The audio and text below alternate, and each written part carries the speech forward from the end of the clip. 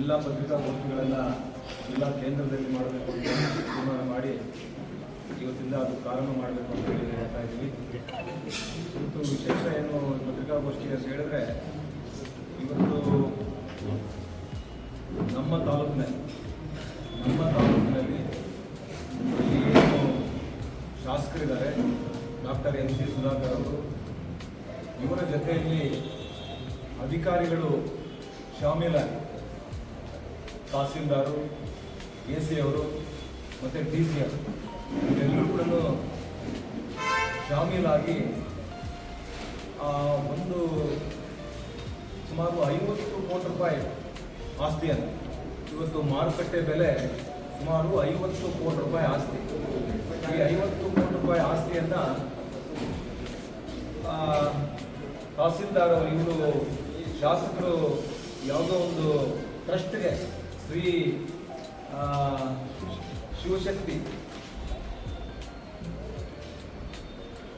ಜೈ Shivashakti health ಮತ್ತು educational foundation Bengaluru ಸಂಸ್ಥೆಗೆ ಒಂದು ಶಿಫಾರಸು ಮಾಡ್ತಾರೆ. ಇದು 2 ತಿಂಗಳ ಹಿಂದೆ ಇದೇ ಸಂಸ್ಥೆಗೆ ಶಿಫಾರಸು ಮಾಡಿರ್ತಾರೆ. ಅದು ನಗರಸಭೆ ವ್ಯಾಪ್ತಿಯಿಂದ 2 ಕಿಲೋಮೀಟರ್ ದೂರದಲ್ಲಿದೆ ಅಂತೇಳಿ ಈ ಶಿಫಾರಸು ಮಾಡಿರ್ತಾರೆ. ತಹಸೀಲ್ದಾರು, AC, DC ಇವರೆಲ್ಲ ಮೇಲಧಿಕಾರಿಗಳು, ಪ್ರಾದೇಶಿಕ ಆಯುಕ್ತರಿಗೆ, ಕಂದಾಯ ಇಲಾಖೆಯ ಪ್ರಧಾನ ಕಾರ್ಯದರ್ಶಿಗಳಿಗೆ, ಸರ್ಕಾರಕ್ಕೆ ಮಾಡಿರ್ತಾರೆ. ಅಲ್ಲಿ ಮೊದಲನೇ ಹಂತದಲ್ಲೇ ಆ ಪ್ರಾದೇಶಿಕ ಆಯುಕ್ತರು, ಕಂದಾಯ ಒಂದು ಪ್ರಧಾನ ಕಾರ್ಯದರ್ಶಿಗಳು ಇದು 2 ಕಿಲೋಮೀಟರ್ ವ್ಯಾಪ್ತಿ ನಗರಸಭೆಯಿಂದ 2 ಕಿಲೋಮೀಟರ್ ವ್ಯಾಪ್ತಿ ಬರೋದಿಲ್ಲ ಅಂತೇಳಿ ತಿರಸ್ಕಾರ ಮಾಡ್ತಾರೆ. ಅದಾದ ನಂತರ ಸುಧಾಕರ್ ಅವರು ಒಂದು ಪತ್ರವನ್ನು ಕೊಡ್ತಾರೆ ಕಂದಾಯ ಸಚಿವರಿಗೆ. 3/7/2026ರಲ್ಲಿ ಒಂದು ಪತ್ರವನ್ನು ಕೊಡ್ತಾರೆ.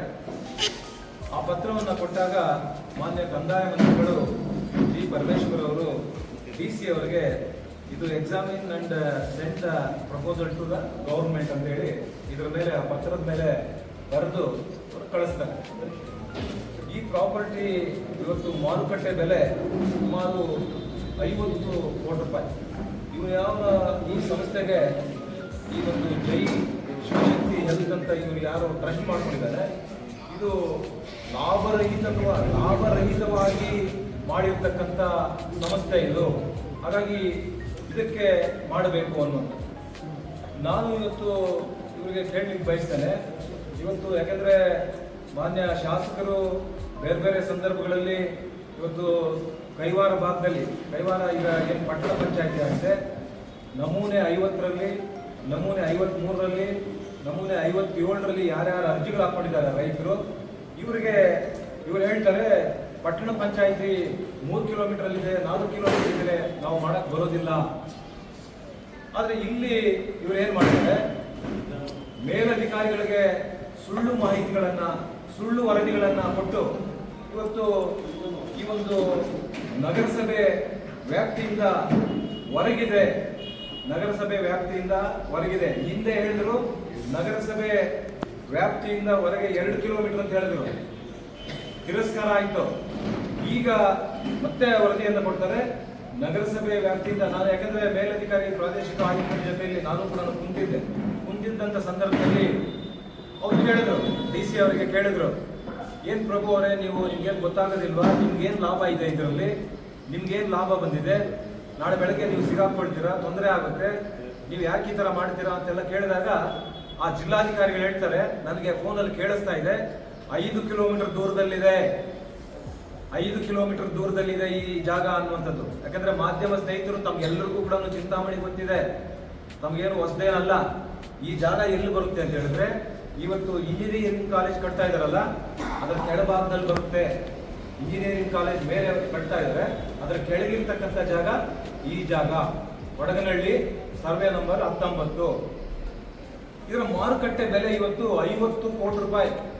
ಈ ಸಂಸ್ಥೆಯವರ ಹತ್ರ ಇವನು ಯಾರು ಜೈ ಶಿವಶಕ್ತಿ ಈ ಟ್ರಸ್ಟ್ ಯಾರು ಮಾಡ್ಕೊಂಡಿದ್ದಾರೆ, ಇವನ ಹತ್ರ ಆ ಶಾಸಕರು, ಆ DC, ತಹಸೀಲ್ದಾರು, AC ಇವರೆಲ್ಲರೂ ಕೂಡ ಶಾಮೀಲಾಗಿ ಸುಮಾರು 25 ಕೋಟಿ ರೂಪಾಯಿಗಳು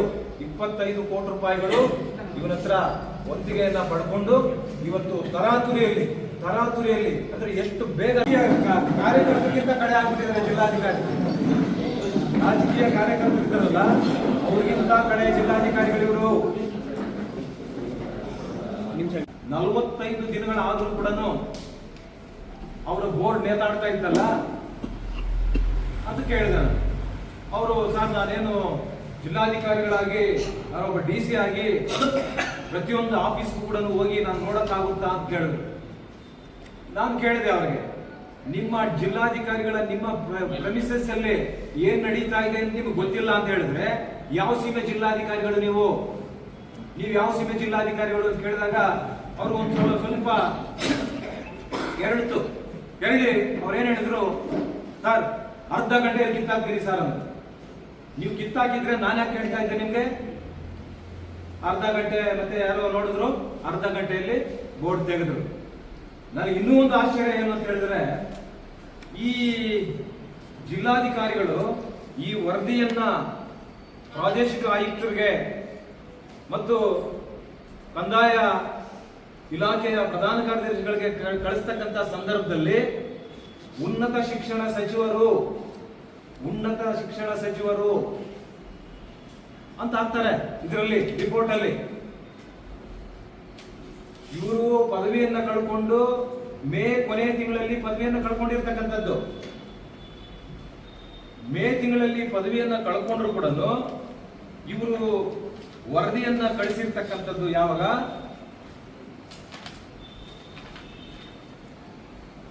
21/7/2026 ವರದಿಯನ್ನ ಕಳಿಸ್ತಾರೆ.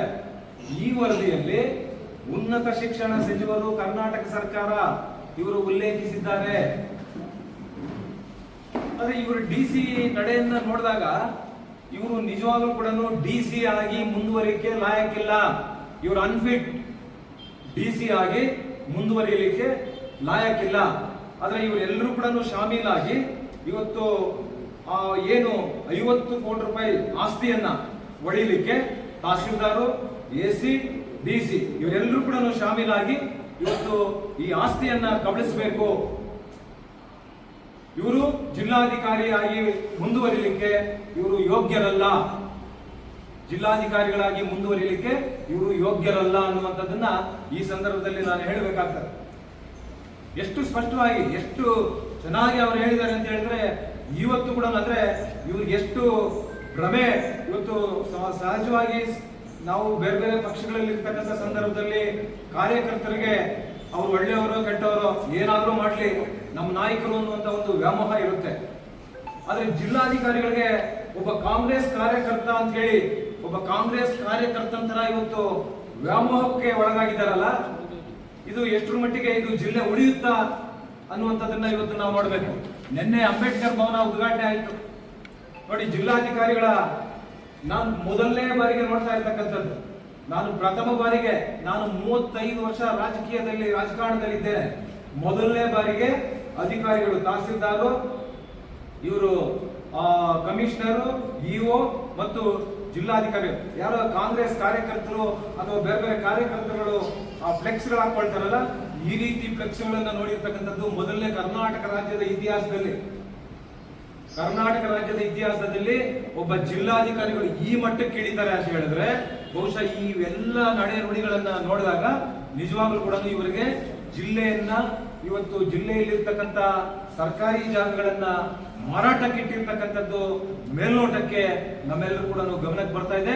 ಇವತ್ತು ಬಹುಶಃ ಬೇಕಂದ್ರೆ ಇವತ್ತು ಮುಖ್ಯಮಂತ್ರಿಗಳನ್ನ ಕೂಡ ಇವತ್ತೇ DK ಶಿವಕುಮಾರ್ ಮುಖ್ಯಮಂತ್ರಿಗಳಿದ್ದಾರೆ. ಯಾಕಂದ್ರೆ ಒಬ್ಬ ಜಿಲ್ಲಾಧಿಕಾರಿ ಯಾವ ಟೈಪ್ ಮಾಡ್ಕೊಂಡು ಬಂದಿರತಕ್ಕಂಥದ್ದನ್ನ ನೋಡದೆ ಸಹಿ ಆಗ್ತಾರೆ ಅಂತ ಹೇಳಿದ್ರೆ ಇವ್ರು ಜಿಲ್ಲಾಧಿಕಾರಿ ಅಂತ ಹೇಳ್ಬೇಕಾ? ಇವ್ರು ಯೋಗ್ಯರಾ? ಈ ಜಿಲ್ಲಾಧಿಕಾರಿಗಳು ಯೋಗ್ಯರ ಅಂತ ನೋಡ್ಬೇಕು. ನಾನು ಅನೇಕ ಜಿಲ್ಲಾಧಿಕಾರಿಗಳನ್ನ 2013ರಲ್ಲಿ ನಮ್ಮ ಈ ಜಿಲ್ಲಾಧಿಕಾರಿಗಳ ಭವನ ಉದ್ಘಾಟನೆ ಮಾಡತಕ್ಕಂಥ ಸಂದರ್ಭದಲ್ಲಿ, ಆವತ್ತಿನ ಸಂದರ್ಭದಲ್ಲಿ ವಿಶಾಲ್ ಇದ್ರು. ಅನಂತರ ಬೇರೆ ಬೇರೆ ಜಿಲ್ಲಾಧಿಕಾರಿಗಳು ಬಂದರು. ಪ್ರಾಮಾಣಿಕವಾಗಿ, ಪರಿಣಾಮಕಾರಿಯಾಗಿ, ಪಾರದರ್ಶಕವಾಗಿ ಕೆಲಸ ಮಾಡತಕ್ಕಂಥ ಜಿಲ್ಲಾಧಿಕಾರಿಗಳನ್ನ ನಾವು ನೋಡಿದ್ದೇವೆ. ಮೊದಲನೇ ಜಿಲ್ಲಾಧಿಕಾರಿ ಇವರು ಈ ರೀತಿ ಕಣ್ಣು ಮುಚ್ಚಿಕೊಂಡು ಸಹಿ ಹಾಕಿ ಮೇಲಧಿಕಾರಿಗಳಿಗೆ ಕಳಿಸ್ತಾರೆ ಅಂತ ಹೇಳಿದ್ರೆ, ಇವರು ಕಣ್ಣು ಮುಚ್ಕೊಂಡೆ ಮಾಡಿರ್ತಕ್ಕಂಥದ್ದು. ಯಾಕಂದ್ರೆ ಜಿಲ್ಲಾ ಉಸ್ತುವಾರಿ ಸಚಿವರು ಯಾರು? ಜಿಲ್ಲಾ ಉಸ್ತುವಾರಿ ಸಚಿವರು ಇವರಲ್ಲ, ಉನ್ನತ ಶಿಕ್ಷಣ ಸಚಿವರು ಇವರಲ್ಲ. ಆದ್ರೆ ಇದನ್ನೆಲ್ಲ ಉಲ್ಲೇಖ ಮಾಡಿ ಇವರು ಕಳಿಸ್ತಾರೆ ಅಂತ ಹೇಳಿದ್ರೆ, ಯಾವನ ಟೈಪಿಸ್ಟ್ ಟೈಪ್ ಮಾಡ್ಕೊಂಡು ಬಂದ ಕೊಟ್ಟ ಇದಕ್ಕೆ ಸಹಿ ಮಾಡಿ ಕಳಿಸ್ತಾರೆ. ಹಾಗಾಗಿ ನಾನು ಇವತ್ತು ಕರ್ನಾಟಕ ಸರ್ಕಾರಕ್ಕೆ ನಾನು ಒತ್ತಾಯ ಮಾಡ್ತೇನೆ, ಮಾನ್ಯ ಜಿಲ್ಲಾ ಉಸ್ತುವಾರಿ ಸಚಿವರಿಗೂ ಕರ್ನಾಟಕ ಸರ್ಕಾರಕ್ಕೂ ಇವತ್ತು ಮಾನ್ಯ ಮುಖ್ಯಮಂತ್ರಿಗಳಿಗೂ ಕೂಡ ಇಂಥ ನಾಲಾಯಕ ಜಿಲ್ಲಾಧಿಕಾರಿಗಳನ್ನ ಕೂಡಲೇ ಇವರನ್ನು ಅಮಾನತು ಮಾಡೋದಲ್ಲ, ವಜಾ ಮಾಡಬೇಕು ಅನ್ನುವಂಥದ್ದನ್ನ ಇವತ್ತು ಈ ಸಂದರ್ಭದಲ್ಲಿ ನಾನು ಕರ್ನಾಟಕ ಸರ್ಕಾರಕ್ಕೆ ಇವತ್ತು ಒತ್ತಾಯ ಮಾಡ್ತಾ ಇದ್ದೇನೆ. ನಗರ ಭಾಗದಲ್ಲಿ, ಹೃದಯ ಭಾಗದಲ್ಲಿ ಇರಬೇಕು ಅಂತ ಒಂದು ದಿನ ಕೂಡ, ಒಂದು ಕ್ಷಣ ಕೂಡ ಯೋಚನೆ ಮಾಡಿರ್ತಕ್ಕಂಥ ಕುಟುಂಬ ಅಲ್ಲ ಇದು. ನಾನು 2013ರಲ್ಲಿ ಬರೋಷ್ಟರಲ್ಲಿ ಸ್ವಲ್ಪ ಗದ್ದಲ ನಡೀತಾ ಇತ್ತು. ಅಂಬೇಡ್ಕರ್ ಭವನ ನಮ್ಗೆ ಇಲ್ಲಿ ಬೇಕು ಅಂತ ಇವರು ಊರಿಂದ ಹೊರಗೆ 30-40 ಸೈಟ್ 4 ಸೈಟ್ಗಳನ್ನು ಕೊಟ್ಟು ಆಶ್ರಯ ಬಡಾವಣೆ ಅಂತ ಹೇಳಿ ಅಲ್ಲಿ ಹಾಕಿದ್ರು. DSS ಸಂಘಟನೆಯವರೆಲ್ಲರೂ ಕೂಡ ಅಂಬೇಡ್ಕರ್ ಅವರ ಅನುಯಾಯಿಗಳು, ನಾವು ಅಂಬೇಡ್ಕರ್ ಅವರ ಭವನ ಹೃದಯ ಭಾಗದಲ್ಲಿ ಇರಬೇಕು ಅಂತ ಹೇಳಿ ಗಲಾಟೆಗಳು ನಡೀತಾ ಇತ್ತು. ಅನಂತರ ಇವರು ಗಲಾಟೆಗಳೆಲ್ಲ ನೋಡಿ ಇವರೇನ್ ಮಾಡಿದ್ರು, ಒಂದೊಂದು ಸಮುದಾಯದ ಪ್ರಮುಖರನ್ನ ಕರೆದು ಒಂದೊಂದು ಪತ್ರ ತಗೊಳ್ಳೋದು. ಮಹರ್ಷಿ ವಾಲ್ಮೀಕಿ ಭವನ ಬೇಕು ಅಂತ ನೀವೊಂದು ಪತ್ರ ಕೊಡಿ, ಒಕ್ಕಲಿಗರ ಭವನ ಬೇಕು ನೀವೊಂದು ಪತ್ರ ಕೊಡಿ, ಕನಕ ಭವನ ಬೇಕು ಅಂತ ಕುರುಬರು ಅವ್ರ ಹತ್ರ ಒಂದು, ಮುಸಲ್ಮಾನರನ್ನು ಕರೆದು ಟಿಪ್ಪು ಭವನ ಬೇಕು, ಈ ರೀತಿ ಮಾಡಿ ಪತ್ರಗಳನ್ನೆಲ್ಲ ಕಲೆ ಹಾಕಿ ಆಮೇಲೆ ಇಟ್ರು. ನೋಡಪ್ಪ, ಇಷ್ಟು ಸಮುದಾಯಗಳು ಹೇಳ್ತಾ ಇದ್ದಾರೆ, ಇದು ಮಾಡಕ್ ಬರೋದಿಲ್ಲ ಅಂತ. ನಾನು ನಮ್ಮ ಕ್ಷೇತ್ರದ ಜನ ನನಗೆ ಆಶೀರ್ವಾದ ಮಾಡಿ 2013ರಲ್ಲಿ ನನಗೆ ಆಶೀರ್ವಾದ ಮಾಡಿದ ನಂತರ ನಾನು ಅಂಬೇಡ್ಕರ್ ಅವರ ಒಂದು ತತ್ವ ಸಿದ್ಧಾಂತಗಳನ್ನ ಅಳವಡಿಸಿಕೊಂಡು ಬಂದಿರತಕ್ಕಂಥವನು. ಅಂಬೇಡ್ಕರ್ ಅಂದ್ರೆ ಅಂಬೇಡ್ಕರ್ ಭವನ ಹೃದಯ ಭಾಗದಲ್ಲಿ ಇರಬೇಕು ಅಂತ ಹೇಳಿ ನಾನು ಅವತ್ತು 2015ರಲ್ಲಿ ಅಂಬೇಡ್ಕರ್ ಜಯಂತಿ ದಿವಸ ಶಂಕುಸ್ಥಾಪನೆಯನ್ನ ಮಾಡಿದ್ವಿ. ಬೇರೆ ಬೇರೆ ಅನುದಾನಗಳಿಂದ 3 ಕೋಟಿಯನ್ನ ತಗೊಂಡ್ವಿ. ನನ್ನ ಶಾಸಕರ ಅನುದಾನದಿಂದ 1 ಕೋಟಿಯನ್ನ ತಗೊಂಡ್ವಿ. 4 ಕೋಟಿಗಳ ಒಂದು ವೆಚ್ಚದಲ್ಲಿ ಅಂಬೇಡ್ಕರ್ ಭವನ ನಿರ್ಮಾಣ ಆಯಿತು. ಅನಂತರ ಕೋವಿಡ್ ಬಂತು, ಆಮೇಲೆ ಬೇರೆ ಬೇರೆ ಸಮಸ್ಯೆಗಳಾಯಿತು.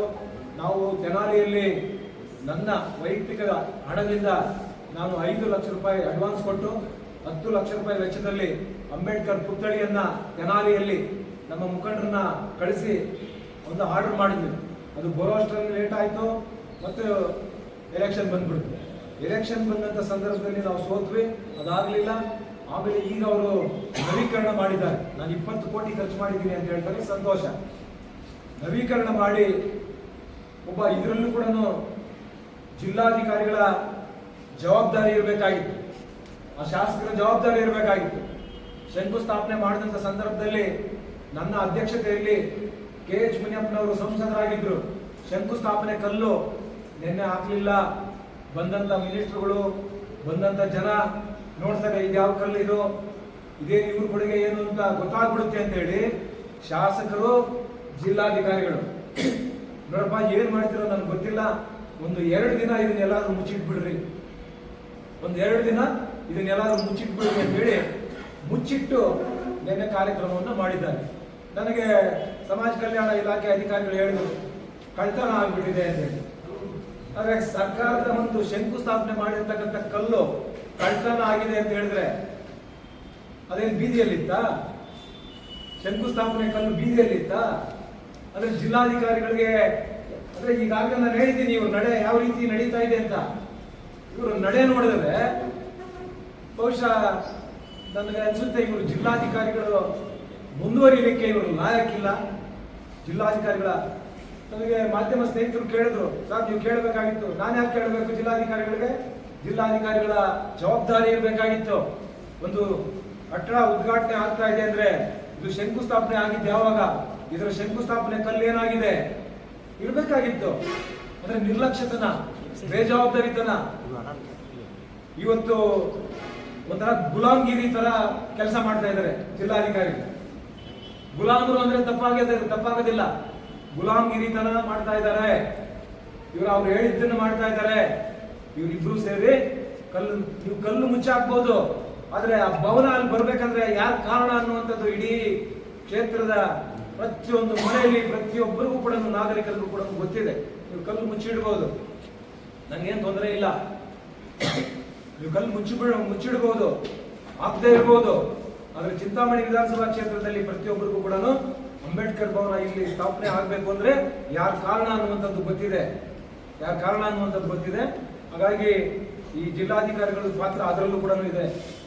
ನಾನು ಆವತ್ತಿನ ಸಂದರ್ಭದಲ್ಲಿ ಜಾಗ ಮಂಜೂರು ಮಾಡಿಸಿದ್ದೀವಿ, ಭವನ ಮಾಡಿದ್ದೀವಿ. ಇವತ್ತು ನೀವು ನವೀಕರಣ ಮಾಡಿದ್ದೀರ, ಉದ್ಘಾಟನೆ ಮಾಡಿದ್ದೀರ, ಸಂತೋಷ. ನಮ್ಮ ಕ್ಷೇತ್ರದ ಜನರಿಗೆ ನನ್ನ ಹೃದಯದಲ್ಲಿ ಏನಿತ್ತು, ಹೃದಯ ಭಾಗದಲ್ಲಿ ಇರಬೇಕು ಅಂತ ನನ್ನ ಆಸೆ ಕೂಡ ನೆರವೇರಿದೆ.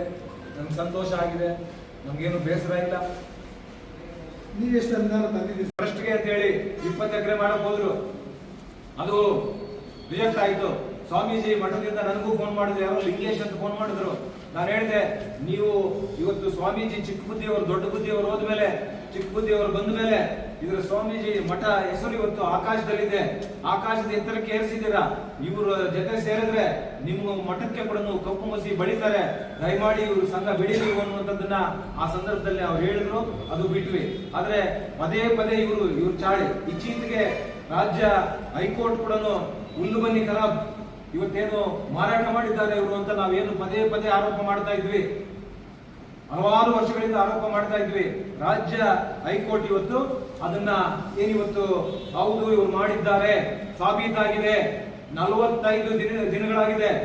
ಯೋಗ್ಯತೆ ಇಲ್ಲ ಈ ಜಿಲ್ಲಾಧಿಕಾರಿಗಳಿಗೆ, ಆ ಜಾಗ ಎಲ್ಲಿದೆ ಅಂತ ಗೊತ್ತಿಲ್ಲ. ಆ ಹುಲ್ಲು ಬನ್ನಿ ಖರಾಬು ಯಾರು ಮಾಡಿರೋದು? ಮಕ್ಮಲ್ ಟೋಪಿ ಹಾಕಿರೋದು ಬುದ್ಧಿವಂತರಿಗೆ, ವಿದ್ಯಾವಂತರಿಗೆ. ಇವತ್ತು ಸರ್ಕಾರಿ ಶಾಲೆಗಳಲ್ಲಿ ಪಾಠ ಹೇಳ್ಕೊಡ್ತಕ್ಕಂಥ ಟೀಚರ್ಸ್ಗೆ ಮಕ್ಮಲ್ ಟೋಪಿ ಹಾಕಿರ್ತಕ್ಕಂಥದ್ದು ಇವ್ರ ತಂದೆ ಮಕ್ಕಳು. ಆದ್ರೆ ಇವ್ರ ಚಾಳಿ ಬಿಟ್ಟಿಲ್ಲ, ಇವತ್ತವರೆಗೂ ಕೂಡ ಬಿಟ್ಟಿಲ್ಲ ಇವ್ರ ಚಾಳಿ. ಇಷ್ಟೆಲ್ಲ ಆದ್ರೂ ಕೂಡ ಕೋರ್ಟ್ ಸಾಬೀತಾಗಿದೆ, ಕೋರ್ಟ್ ಅಲ್ಲಿ ನ್ಯಾಯಪೀಠ ಹೇಳಿದೆ ಅಂತ ಹೇಳಿದ್ರೆ ಇವರು ಆ ಒಂದು ಸೇಲ್ ಡೀಡ್ ಮಾಡಕ್ ಮೊದಲು ವಿಭಾಗ ಪತ್ರ ಮಾಡ್ಕೊಳ್ತಾರೆ. ತಂದೆಗೆ 14 ಸೈಟು, ದೊಡ್ಡ ಮಗನಿಗೆ 14 ಸೈಟು, ಸುಧಾಕರ್ಗೆ 14 ಸೈಟು. ವಿಭಾಗ ಪತ್ರದಲ್ಲಿ A schedule, B schedule, C schedule ಅಂತ ಇದನ್ನೆಲ್ಲ ಕೂಡ ರಾಜ್ಯ ಹೈಕೋರ್ಟ್ ಪೀಠ ಅಬ್ಸರ್ವ್ ಮಾಡಿದೆ. ಈ ಸಿ ಶೆಡ್ಯೂಲ್ ವ್ಯಕ್ತಿ ಇವರು ಕೂಡ ಹುಲ್ಲು ಬನ್ನಿ ಖರಾಬ್ನಲ್ಲಿ ಫಲಾನುಭವಿ ಆಗಿದ್ದಾರೆ. ಇವ್ರು ಯಾಕೆ ಹೊರಗಿದ್ದಾರೆ, ಯಾಕೆ ಬಿಟ್ಟಿದ್ದಾರೆ, ಇವರನ್ನು ಕೂಡ ಸೇರಿಸಬೇಕು ಅನ್ನುವಂತ ಒಂದು ಅಂಶವನ್ನ ಬೆಳಕಿಗೆ ತಂದಿದ್ದಾರೆ. ಅದೇ ಈ ಚಾಳಿ ಇವತ್ತು ಕೂಡ ಬಿಟ್ಟಿಲ್ಲ. ಈ 50 ಕೋಟಿ ರೂಪಾಯಿ ಪ್ರಾಪರ್ಟಿಯನ್ನ ನಗರಸಭೆ ವ್ಯಾಪ್ತಿಗೆ ಬರ್ತಕ್ಕಂಥ, ವ್ಯಾಪ್ತಿ ಒಳಗಡೆ ಬರ್ತಕ್ಕಂಥ ಬಹಳ ಸ್ಪಷ್ಟವಾಗಿ ಹೇಳಿದ್ದಾರೆ. ನಗರಸಭೆ ಸರಹದ್ದಿನ ವ್ಯಾಪ್ತಿಯಲ್ಲಿ ಇರ್ತಕ್ಕಂಥದ್ದು ಇವ್ರು ಹೇಳ್ತಕ್ಕಂಥದ್ದು, ಇವ್ರು ವರದಿ ಕೊಟ್ಟಿರ್ತಕ್ಕಂಥದ್ದು ನಗರಸಭೆ ಹೊರಗಿರ್ತಕ್ಕಂಥದ್ದು, ಸರಹದ್ದಿನ ಹೊರಗಿರ್ತಕ್ಕಂಥದ್ದು. ಆದ್ರೆ ಮೇಲಧಿಕಾರಿಗಳಿಗೆ ಈ ರೀತಿ ಸುಳ್ಳು ವರದಿಯನ್ನ ಕಳಿಸ್ತಕ್ಕಂಥ ನಾಲಾಯಕ್ ಜಿಲ್ಲಾಧಿಕಾರಿನ ಕೂಡಲೇ ವಜಾ ಮಾಡಬೇಕು, ಅಮಾನತಲ್ಲ ವಜಾ ಮಾಡಬೇಕು. ಇಂಥ ನಾಲಾಯಕ್ ಜಿಲ್ಲಾಧಿಕಾರಿಗಳಿದ್ರೆ ಜಿಲ್ಲೆಯಲ್ಲಿ ಮುಂದಿನ ಪೀಳಿಗೆಗೆ ಒಂದು ಗುಂಟೆ ಜಾಗ ಸಿಕ್ಕೋದಿಲ್ಲ, ಮಾರಾಟ ಮಾಡಿಬಿಡ್ತಾರೆ ಇವರು. ಈ ರೀತಿ ಆಸಾಮಿಗಳು, ಯಾಕಂದ್ರೆ ಇವ್ರು ಲ್ಯಾಂಡ್ ಗ್ರಾಬರ್ಸ್. ಈಗಾಗಲೇ ನಾನು ಅನೇಕ ಸಾರಿ 1000 ಸಾರಿ ಹೇಳಿದ್ದೀನಿ, ಇವ್ರು ಭೂಗಳ್ರು ಅಂತ. ಅವ್ರ ಚಾಳಿ ಅವ್ರು ಬಿಟ್ಟಿಲ್ಲ. ನಿಮ್ಗೆ ಜಿಲ್ಲಾಧಿಕಾರಿಗಳಾಗಿ ನಿಮ್ಗೇನಾಗಿದೆ ರೋಗ? ತಹಸೀಲ್ದಾರ್ ರೆಕಮೆಂಡ್ ಏನು, ಎಷ್ಟು ದಿವಸ ಈಗ ನೀವು ಬೇರೆ ಬೇರೆ ಕಡತಗಳು ಚೆಕ್ ಮಾಡಿ, 6 ತಿಂಗಳು, ವರ್ಷ, 2 ತಿಂಗಳು ಅಲ್ಲೇ ನೆನಪು ಬಿದ್ದಿದ್ದಾವೆ ಬೇರೆ ಬೇರೆ ಕಡತಗಳು. ಆದ್ರೆ ನಿಮ್ಗೆ ಲಾಭ ಇಲ್ದಿರ ನೀವು ತರಾತುರಿಯಲ್ಲಿ ಹೆಂಗ್ ಗಳಿಸಿದ್ರಿ? ಶಾಸಕರು, ಅಧಿಕಾರಿಗಳು, ತಹಸೀಲ್ದಾರು, AC, DC ಇವರೆಲ್ಲರೂ ಕೂಡ ಸೇರಿ, ಯಾಕಂದ್ರೆ ಅವನಿಗೂ ಲಾಭ ಬರ್ಬೇಕಲ್ಲ. 50 ಕೋಟಿ ಪ್ರಾಪರ್ಟಿಯನ್ನ 25 ಕೋಟಿಗೆ ನಿಮ್ಗೆ ಮಂಜೂರು ಮಾಡಿಸ್ಕೊಡ್ತಾರಲ್ಲ, ನೀವು ಶುಲ್ಕ ಕೊಡಬಹುದು. 50 ಲಕ್ಷದ 1 ಕೋಟಿನೋ 1.5 ಕೋಟಿನೋ ಸರ್ಕಾರ ಕಟ್ಬಿಟ್ಟು ನೀವು ಮಂಜೂರು ಮಾಡಿಸ್ಕೊಂಡ್ರೆ ಪ್ರಾಪರ್ಟಿ ಬೆಲೆ 50 ಕೋಟಿ. ಯಾಕಂದ್ರೆ ನೀವು ಪಾಪ ಸಾಕಷ್ಟು ಜನರಿಗೆ ಹೇಳ್ಕೊಂಡಿದ್ದಾರೆ, 5 ಕೋಟಿ ಕೊಟ್ಟು ಬಂದಿರೋದು ನಾನು. ಇವರು ಜಿಲ್ಲಾ ಉಸ್ತುವಾರಿ ಸಚಿವರು ಇರ್ತಕ್ಕಂಥ ಸಂದರ್ಭದಲ್ಲಿ 5 ಕೋಟಿ ರೂಪಾಯಿ ಕೊಟ್ಟು ನಾನು ಇಲ್ಲಿ ಬಂದಿರತಕ್ಕಂಥದ್ದು ಅನ್ನುವಂತಹ ಮಾತುಗಳು ಜಿಲ್ಲಾಧಿಕಾರಿ ಬಾಯಿಂದನೇ ಹೇಳ್ಕೊಂಡಿದ್ದಾರೆ ಬೇರೆ ಬೇರೆ ಕಡೆ. ಈ 5 ಕೋಟಿ ತೆಗಿಬೇಕು ಅಂತ ಹೇಳಿ ಇವತ್ತು ನೀವು ಸರ್ಕಾರಿ ಜಾಗಗಳನ್ನ, ಇದಕ್ಕೆ ಹೇಳೋದು ದೊಡ್ಡವರು ಹೇಳಿದ್ದಾರೆ ಅಗಲದವರೋಡೆ ಅಂತ. ಇದು ಅಗಲದವರೋಡೆ ಮಾಡಿರ್ತಕ್ಕಂಥದ್ದು. ಇದು ಅಗಲದೊರಡೆ ನಡೀತಾ ಇರ್ತಕ್ಕಂಥದ್ದು. ಇವತ್ತು ನಾವು ಇದಕ್ಕೆ ಆಕ್ಷೇಪಣೆ ಮಾಡಲಿಲ್ಲ ಅಂತ ಹೇಳಿದ್ರೆ ಇದು ಕೂಡ ಮಂಜೂರು ಆಗ್ಬಿಡ್ತಾ ಇತ್ತು ಕ್ಯಾಬಿನೆಟ್ ಅಲ್ಲಿ ಇಟ್ಟು. ಇವತ್ತು ನಿನ್ನೆ ಅಂಬೇಡ್ಕರ್ ಭವನಕ್ಕೆ ಮಾನ್ಯ ಕಂದಾಯ ಮಂತ್ರಿಗಳನ್ನ ಇವ್ರ ಹತ್ರ ಸ್ನೇಹ ವಿಶ್ವಾಸ ಚೆನ್ನಾಗಿ ಇಟ್ಕೊಂಡು ಕ್ಯಾಬಿನೆಟ್ಗೆ ಈ ಫೈಲ್ ಕಡ್ತಾ ಹೋದಂತ ಸಂದರ್ಭದಲ್ಲಿ ಅಲ್ಲಿ ಇನ್ನೂ ಹಲವು ಕ್ಯಾಬಿನೆಟ್ ಮಂತ್ರಿಗಳು ಬಂದಿದ್ರು. ಆದ್ರೆ ನಿಮ್ಮ ಪರವಾಗಿ ಕಡತ ಕ್ಯಾಬಿನೆಟ್ ಹೋದಾಗ ನಿಮ್ಮ ಪರವಾಗಿ ಮುದ್ರೆ ಒತ್ತೋದಕ್ಕ ಅವ್ರನ್ನೆಲ್ಲ ಕರೆಸಿರ್ತಕ್ಕಂಥದ್ದು. ಹಾಗಾಗಿ ನಾನು ಇವತ್ತು ಮಾನ್ಯ ಮುಖ್ಯಮಂತ್ರಿಗಳಿಗೆ ಒತ್ತಾಯ ಮಾಡ್ತೇನೆ, ಈ ಜಿಲ್ಲಾಧಿಕಾರಿಗಳನ್ನ ಮುಂದಿನ ಪೀಳಿಗೆಗೆ ಈ ಜಿಲ್ಲೆಯಲ್ಲಿ ಸರ್ಕಾರಿ ಜಾಗಗಳು ಉಳಿಬೇಕಾದ್ರೆ ಇವ್ರನ್ನ ಅಮಾನತಲ್ಲ ಕೂಡಲೇ ವಜಾ ಮಾಡಬೇಕು. ನನಗೆ ಅನುಮಾನ ಬರ್ತದೆ ಇವರ ನಡೆ ನೋಡಿದಾಗ ಇವ್ರು ನಿಜವಾಗ್ಲೂ ಕೂಡ IAS ಪಾಸ್ ಆಗಿ ಬಂದಿದ್ದಾರ ಅಥವಾ ಗೋಲ್ಮಾಲ್ ಆಗಿ ಪಾಸ್ ಆಗಿ ಬಂದಿದ್ದಾರ ಅನ್ನುವಂತ, ಯಾಕಂದ್ರೆ ಇವ್ರ ನಡೆಗಳು ಆ ತರ ಇದೆ. ಇವರು ನಡೆ ಎಷ್ಟು ಸುಳ್ಳು ಹೇಳ್ತಾ ಇದ್ದಾರೆ ಅಂತ ಹೇಳಿದ್ರೆ, ನಗರಸಭೆ ವ್ಯಾಪ್ತಿ ನಗರಸಭೆ ಸರಾಹತಿನ ಒಳಗಿರ್ತಕ್ಕಂಥದ್ದನ್ನ ನೀವು ಮಂಜೂರು ಮಾಡೋದು. ಅವ್ರು ಹೇಳಿದ್ರು, ನಾನು ಅಲ್ಲಿ ಕುಂತಿದ್ದೆ ಪ್ರಾದೇಶಿಕ ಆಯುಕ್ತರ ಜೊತೆಯಲ್ಲಿ, ನೀವು DC ಆಗಿ ನಿಮ್ಗೆ ಗೊತ್ತಿಲ್ವಾ ನಗರಸಭೆ ವ್ಯಾಪ್ತಿಯಿಂದ ಎಷ್ಟು ಕಿಲೋಮೀಟರ್ ದೂರದಲ್ಲಿ ಇರಬೇಕು ಮಂಜೂರು ಮಾಡಬೇಕಾದ್ರೆ? ನಾನು ಹೇಳಿದೆ ಅವ್ರಿಗೆ, ಸರ್ ನಾವು ಪ್ರತಿ ದಿನ 16 ಸಾರಿ ಅಲ್ಲೇ ಓಡಾಡೋದು, ಇದು 2 ಕಿಲೋಮೀಟರ್ ಕೂಡ ಇಲ್ಲ ಸರ್ ಅಂತ. ಅವ್ರು ಹೇಳಿದ್ರು ಪರ್ಸನಲ್ ಆಗಿ ನಾನೊಂದು ನಮ್ಮ ಅಧಿಕಾರಿನ ಯಾರಾದ್ರೂ ಕಳಿಸಿ ನಾನು ತಿಳ್ಕೊಂತೀನಿ ಅಂತ. ಅವ್ರು ತಿಳ್ಕೊಳ್ಳೋಕೆ ಮೊದಲೇ ನಾನು PWD ಇಲಾಖೆಗೆ ಒಂದು ಅರ್ಜಿಯನ್ನ ಕೊಟ್ಟು ಇದರ ಡಿಸ್ಟೆನ್ಸ್ ಎಲ್ಲ ತಗೊಳ್ಬೇಕು ಅಂತ ಹೇಳಿ ನಾವು ತಗೊಂಡಾಗ ನಮಗೆ ಸರಿಯಾದಂತ ಮಾಹಿತಿ ಸಿಕ್ತು, ನಗರಸಭೆ ವ್ಯಾಪ್ತಿ ಒಳಗಡೆ ಇದೆ ಅಂತ. ಆದ್ರೆ ಇವತ್ತು ಕೂಡ ನೀವು ಸರ್ಕಾರ ಕಳಿಸುವಂತದ್ರಲ್ಲಿ ಒಂದು ಕಡೆ ಮಾಜಿ ಸಚಿವರು ಅಂತ ಹೇಳ್ತಾರೆ, ಇನ್ನೊಂದ್ ಕಡೆ ಜಿಲ್ಲಾ ಉಸ್ತುವಾರಿ ಸಚಿವರು ಅಂತ ಹೇಳ್ತಾರೆ, ಇನ್ನೊಂದ್ ಕಡೆ ಉನ್ನತ ಶಿಕ್ಷಣ ಸಚಿವರು ಅಂತ ಹೇಳ್ತಾರೆ. ಆದ್ರೆ ಯಾವನೋ ಟೈಪ್ ಮಾಡ್ಕೊಂಡು ಬಂದಿದ್ದಕ್ಕೆಲ್ಲ ನೀವು ಸಹಿ ಆಗ್ತೀರಾ ಅಂತ ಹೇಳಿದ್ರೆ ನೀವು ನಿಜವಾಗ್ಲೂ ಕೂಡ ನೀವು ನಾಲಾಯಕ್ DC, ನೀವು ಕೂಡಲೇ ನೀವು ಇಲ್ಲಿಂದ ಜಿಲ್ಲೆಯಿಂದ ತೊಲಗಬೇಕು ಅಥವಾ ಸರ್ಕಾರ ತಕ್ಷಣ ಕ್ರಮ ತಗೊಳ್ಬೇಕು. ಮತ್ತೆ ಇವ್ರ ಮೇಲೆ ಇನ್ನೂ ಹೈಕೋರ್ಟ್ ಅಲ್ಲಿ ಕಂಟೆಂಟ್ ಆಗುವಂತ ಪ್ರಕರಣಗಳಿದಾವೆ. ಅದು ನೆಕ್ಸ್ಟ್ ಮುಂದಿನ ಒಂದು ಪತ್ರಿಕಾಗೋಷ್ಠಿಯಲ್ಲಿ ನಾನು ತರ್ತೇನೆ. ಕಂಟೆಂಟ್ ಆಗುವಂತ ಪ್ರಕರಣಗಳಿದಾವೆ ಮತ್ತು PTCL ಪ್ರಕರಣಗಳಲ್ಲಿ ಕೂಡ ಇವ್ರಿಗೆ ಇಷ್ಟ ಬಂದಂಗೆಲ್ಲ ಖಾತೆ ಮಾಡಿರ್ತಕ್ಕಂಥದ್ದಿದೆ. ಅದರ ಜೊತೆಗೆ ತಹಸೀಲ್ದಾರ್ ಇನ್ನು ಮುಂದೆ ನಮ್ಮ ಚಿಂತಾಮಣಿಯಲ್ಲಿ ಸಬ್ ರಿಜಿಸ್ಟರ್ ಬೇಕಾಗಿಲ್ಲ, ಸಬ್ ರಿಜಿಸ್ಟರ್ ಕಚೇರಿ ನಮ್ಮ ಚಿಂತಾಮಣಿಯಲ್ಲಿ ಬೇಕಾಗಿಲ್ಲ. ಯಾಕೆ ಅಂತ ಹೇಳಿದ್ರೆ, ನೀವು ಅಗ್ರಿಮೆಂಟ್ ಮಾಡಿಕೊಂಡ್ರೆ ಚಿಂತಾಮಣಿಯಲ್ಲಿ ನೀವು ಅಗ್ರಿಮೆಂಟ್ ಮಾಡಿಕೊಂಡ್ರೆ ಪಹಣಿ ಮುಟೇಶನ್ ಮಾಡತಕ್ಕಂಥ ತಹಸೀಲ್ದಾರ್ ಚಿಂತಾಮಣಿಯಲ್ಲಿದ್ದಾರೆ. ಈ ನಡೆಗಳನ್ನೆಲ್ಲ ನೋಡಿದಾಗ ನಮಗೆ ಇವರ ಎಲ್ಲ ಅಧಿಕಾರಿಗಳ ಮೇಲೆ ಕೂಡ ನಮಗೆ ಅನುಮಾನ ಬಂದಿದೆ. ಇವತ್ತು ಈ ರೀತಿ ಸಾರ್ವಜನಿಕವಾಗಿ ಅಗಲದೊರಡೆ ಮಾಡತಕ್ಕಂಥ ಕೆಲಸಕ್ಕೆ ಇವರು ಇಳಿದಿದ್ದಾರೆ. ತಕ್ಷಣ ಇವ್ರ ಮೇಲೆ ಕ್ರಮ ಜರುಗಿಸಬೇಕು, ಕೂಡಲೇ ಈ ಜಿಲ್ಲಾಧಿಕಾರಿಗಳನ್ನ ವಜಾ ಮಾಡಬೇಕು ಅನ್ನುವಂತ ಒತ್ತಾಯವನ್ನ ಸರ್ಕಾರಕ್ಕೆ ನಾನು ಮಾಡ್ತೇನೆ. ದಿನಕ್ಕೆ ರಿಪೋರ್ಟ್ಗಳು ಕಳಿಸ್ತಕ್ಕಂಥದ್ದು ನನಗೆ ಆಶ್ಚರ್ಯ ಆಗುವಂತದ್ದು ಏನು ಅಂತ ಹೇಳಿದ್ರೆ, ಇವತ್ತು ಇವರು 2 ಕಿಲೋಮೀಟರ್ ದೂರದಲ್ಲಿದೆ, 5 ಕಿಲೋಮೀಟರ್ ದೂರದಲ್ಲಿದೆ ಅನ್ನುವಂತ ಮಾಹಿತಿಯನ್ನ ಆ ಪ್ರಾದೇಶಿಕ ಆಯುಕ್ತರಿಗೆ ಮತ್ತು ಕಂದಾಯ ಇಲಾಖೆಯ ಪ್ರಧಾನ ಕಾರ್ಯದರ್ಶಿಗಳಿಗೆ ಮತ್ತು ಸರ್ಕಾರಕ್ಕೆ ಕಳಿಸ್ತಕ್ಕಂಥದ್ದು. ಅಂದ್ರೆ ಇದು ಬೇಗ ರವಾನೆ ಆಗಬೇಕು, ಕ್ಯಾಬಿನೆಟ್ ಅಲ್ಲಿ ಇಡಬೇಕು, ಕ್ಯಾಬಿನೆಟ್ ಅಲ್ಲಿ ಅಪ್ರೂವಲ್ ಆಗ್ಬಿಡ್ಬೇಕು. ನಾನು ಅಲ್ಲಿಂದ ಆ ಪ್ರಾದೇಶಿಕ ಆಯುಕ್ತರ ಕಚೇರಿಯಿಂದ ಹೊರಗೆ ಬಂದು ನಾನು PWD ಇಲಾಖೆ ಅಧಿಕಾರಿಗಳಿಗೆ ನಾನು ಫೋನ್ ಮಾಡಿದೆ. PWD ಇಲಾಖೆ ಅಧಿಕಾರಿಗಳಿಗೆ ನಾನು ಫೋನ್ ಮಾಡಿದಾಗ ಅವ್ರು ಕೇಳಿದ್ರು, ಏನ್ ಸರ್ ಅಂದರು. ಸರ್ ನನಗೆ ಅರ್ಜೆಂಟ್ ಆಗಿ ಒಂದು ಇನ್ಫಾರ್ಮೇಶನ್ ಬೇಕಾಗಿದೆ, ನೀವು ದಯಮಾಡಿ ಇದು ಕೊಡಬೇಕು ಬೇಗ ಅಂತ. ಸರ್ ಒಂದು 2-3 ದಿವಸ ಆಗುತ್ತೆ, ಕೊಡಿ ಅಂತ ಹೇಳಿದೆ. ನಾನು ಅಲ್ಲಿಂದ ಅವ್ರಿಗೆ ಏನ್ ಕೇಳಿದೆ, ನಗರಸಭೆ ವ್ಯಾಪ್ತಿ ಎಲ್ಲಿ ಪ್ರಾರಂಭ ಆಗುತ್ತೆ, ಆದ್ರೆ ಈ ವಡಗನಹಳ್ಳಿ ಸರ್ವೆ ನಂಬರ್ 19 ಏನು ಆ ಜಾಗ ಇದೆ, ಈ ಸ್ಥಳಕ್ಕೆ ರಸ್ತೆಯ ಮೂಲಕ ಎಷ್ಟು ಕಿಲೋಮೀಟರ್ ಆಗುತ್ತೆ ಮತ್ತು ಏರ್ ಡಿಸ್ಟೆನ್ಸ್ ಎಷ್ಟು ಕಿಲೋಮೀಟರ್ ಆಗುತ್ತೆ ಅನ್ನುವಂಥದ್ದನ್ನ 2 ತರ ನಮಗೆ ಮಾಹಿತಿ ಬೇಕು ಅಂತ ಕೇಳಿದೆ. ಆ 2 ತರ ಮಾಹಿತಿ ಕೇಳಿದಾಗ ನಗರಸಭೆ ವ್ಯಾಪ್ತಿಯಿಂದ ಈ ಪ್ರದೇಶ, ಈ ಜಾಗ ಇರ್ತಕ್ಕಂಥದ್ದು ವಡಗನಹಳ್ಳಿ ಸರ್ವೆ ನಂಬರ್ 19 ಏನಿದೆ, ಈ ಪ್ರದೇಶಕ್ಕೆ ರಸ್ತೆ ಮೂಲಕ ಬಂದ್ರೆ 2 ಕಿಲೋಮೀಟರ್ 2.5 55 ಅಂದ್ರೆ 2.5 ಕಿಲೋಮೀಟರ್ ಬರುತ್ತೆ. ಮತ್ತೆ ಏರ್ ಡಿಸ್ಟೆನ್ಸ್ ಅಲ್ಲಿ 2.40 ಅದರಲ್ಲಿ ಹೇಳ್ತಾರೆ, ಇದು ಬಹಳ ಸ್ಪಷ್ಟವಾಗಿ ನಮಗೆ ವರದಿಯನ್ನ ಕೊಟ್ಟಿದ್ದಾರೆ. ಇದು ನಗರಸಭೆ ವ್ಯಾಪ್ತಿ ಒಳಗಡೆ ಬರುತ್ತೆ. ಇವರು ಸುಳ್ಳು ಮೇಲೆ ಪ್ರಾದೇಶಿಕ ಆಯುಕ್ತರಿಗೆ ಏನ್ ಹೇಳಿದ್ದಾರೆ, ಪ್ರಧಾನ ಕಾರ್ಯದರ್ಶಿಗಳಿಗೆ ಏನು ಇವರು ಕಳಿಸ್ತಾರೆ, ನಗರಸಭೆ ವ್ಯಾಪ್ತಿಯಿಂದ ಹೊರಗಿದೆ, 5 ಕಿಲೋಮೀಟರ್ ದೂರದಲ್ಲಿದೆ. ಇದು ಉಲ್ಲೇಖ ಮಾಡೋದಿಲ್ಲ 5 ಕಿಲೋಮೀಟರ್ ಅಂತ, ಆದ್ರೆ ನಗರಸಭೆ ವ್ಯಾಪ್ತಿಯಿಂದ ಹೊರಗಡೆ ಇದೆ ಅನ್ನುವಂಥದ್ದು PWD ಅವರು ಕೊಡ್ತಾರೆ ಅಧಿಕೃತವಾಗಿ. ಇದು ನಗರಸಭೆ ವ್ಯಾಪ್ತಿಯ ಒಳಗಡೆ ಬರುತ್ತೆ. ಇದನ್ನೆಲ್ಲ ನೋಡಿದಾಗ ಈ ಜಿಲ್ಲಾಧಿಕಾರಿಗಳ ನಡೆ ನಾವು ನೋಡಿದಾಗ ನಮ್ಗೆಲ್ಲೋ ಒಂದ್ ಕಡೆ ನಮಗೆ ಅನುಮಾನ ಹುಟ್ಟುತ್ತೆ. ಏನ್ ಇಷ್ಟು ತರಾತುರಿಯಲ್ಲಿ ಇಷ್ಟು ಈ ದೃಢೀಕರಣ ಪತ್ರದಲ್ಲಿ PWD ವೆಚ್ಚ 3 ಕೋಟಿ ಬೇರೆ ಬೇರೆ ಅನುದಾನಗಳನ್ನ ತಗೊಂಡಿದ್ವಿ. 1 ಕೋಟಿ ಶಾಸಕರ ಅನುದಾನ, ನನ್ನ ಗ್ರಾಂಟ್ ಅನ್ನು ನಾವು ಕೊಟ್ಟಿದ್ವಿ. 4 ಕೋಟಿ ನಾವು ಕೊಟ್ಟಿದ್ವಿ. ಅಂಬೇಡ್ಕರ್ ಭವನ ನೀವೆಲ್ಲರೂ ಕೂಡ ಹಿಂದಿನ ಉಸ್ತುವಾರಿ ಸಚಿವರಾಗಿದ್ದು ಕೆ ಸುಧಾಕರ್ ಅವರು ಬಂದಂತ ಸಂದರ್ಭದಲ್ಲಿ ಅವ್ರು ಒಳಗಡೆ ಹೋಗ್ಲಿಲ್ಲ. ಹೊರಗಡೆಯಿಂದ ಬಿಲ್ಡಿಂಗ್ ನೋಡಿ, ಏನ್ ರೆಡ್ಡಿ ಅವರಿಗೆ ಇಷ್ಟು ಚೆನ್ನಾಗಿದೆ ಬಿಲ್ಡಿಂಗ್, ಇದು ಏನ್ ಬಿಲ್ಡಿಂಗ್ ಅಂತ ಕೇಳಿದ್ರು. ಅಂದ್ರೆ ಅಷ್ಟು ಅಂದವಾಗಿ ಅಷ್ಟು ಸುಂದರವಾಗಿತ್ತು.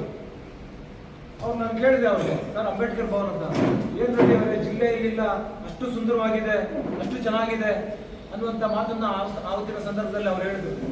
ಅಷ್ಟು ಚೆನ್ನಾಗಿ ಮಾಡಿದ್ವಿ. ಆದ್ರೆ ಇವ್ರದ್ದು ಅಭ್ಯಾಸ ಏನು ಅಂತ ನನಗೆ ಗೊತ್ತಿದೆ. ಇವರ ಚಾಳಿ ಏನು ಅಂತ ಹೇಳಿದ್ರೆ, ನಾವು ಎಲ್ಲಾದ್ರೂ ಗ್ರಾಂಟ್ಗಳು ಹಾಕಿದ್ರೆ ಆಕ್ಷನ್ ಪ್ಲಾನ್ ಅಲ್ಲಿ ನಾವು ಗ್ರಾಂಟ್ ಹಾಕಿರ್ತೀವಿ, ಆ ಗ್ರಾಂಟ್ ನ ತೆಗೆದು ಇನ್ನೊಂದ್ ಕಡೆ ಹಾಕೋದು, ಟೆಂಡರ್ ರದ್ದು ಮಾಡೋದು. ಈಗ ಮುರಾರ್ಜಿ ದೇಸಾಯಿ ಒಂದು ಹಾಸ್ಟೆಲ್ ಅನ್ನ ಕೊಟ್ಟಿದ್ವಿ, ಶಾಲೆ ಕೊಟ್ಟಿದ್ವಿ, ಅದನ್ನ ತೆಗೆದು ಬೇರೆ ಊರಿಗೆ ಹಾಕಿದ್ರು. ಈ ರೀತಿ ಅಂದ್ರೆ ಇವ್ರ ಚಾಳಿ ಗೊತ್ತಿದೆ. ಅಂದ್ರೆ ನಾವು ಇವತ್ತು ಅಂಬೇಡ್ಕರ್ ಭವನ ಮಾಡಿದ್ವಿ, ಅದನ್ನ ನವೀಕರಣ ಹೆಸರಲ್ಲಿ ಇದನ್ನ ಮಾಡಿ ಈ ರೀತಿ ಅಂದ್ರೆ ಇವ್ರ ಹೆಸರು ಇರಬಾರ್ದು ಅಂತ. ಈಗ ನಾವು ಭಕ್ತರಳ್ಳಿ ಅರಸೈಕೆರೆಯಿಂದ ಕುಡಿಯೋ ನೀರಿಗೆ ಅಂತೇಳಿ ನಾವು 90ರ ದಶಕದಲ್ಲಿ ಪರಮಶಿವ ಇರೋರು ಹೇಳ್ತಾ ಇದ್ರು, 1990ರಲ್ಲಿ ಮುಂದಿನ 25 ವರ್ಷಗಳಲ್ಲಿ ಕುಡಿಯೋ ನೀರಿಗೆ ಬಹಳ ಭೀಕರ ಬರ ಬರುತ್ತೆ ಅನ್ನುವಂಥದ್ದನ್ನ ಹೇಳಿದ್ರು.